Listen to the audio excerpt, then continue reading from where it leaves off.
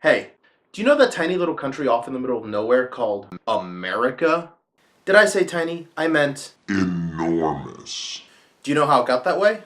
Well, y'all gonna find out.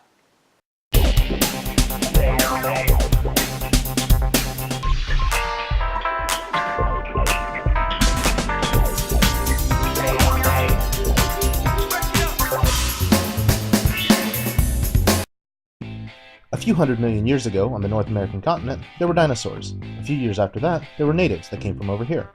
Then a guy from Italy got lost, found an island, and told everybody. Then some people said, "Hey, let's go over there," and founded colonies. They said, look at all this land with no one on it. Excuse me, why are there so many natives here? They treated the natives very badly. An Austrian painter from the future who lost the Charlie Chaplin lookalike contest thought that was cool. Then those colonies decided that they didn't like tea anymore, and they threw it into the harbor. Then they started a country called USA, or the United States of America, for short. And with an enormous amount of help, they won their independence. All by themselves. They no longer had to listen to a guy named George, but they liked the name, so they elected someone else named George. And he grew weed, so he must be chill, right? Then France blew up a few times. A few more years went by and America said, "Hey, let's see if we can't buy a city." But before they could ask, Napoleon called up America on his iPhone. He said, "Hey mon ami, so you want to buy half a country?" And so they did. These guys went for a hike to look around. Then some people came up with this cool idea called Manifest Destiny. Basically, they thought that everything should be America. So, they invaded Canada a few times, but died. Then they invaded Mexico, and didn't die, and annexed half of Mexico.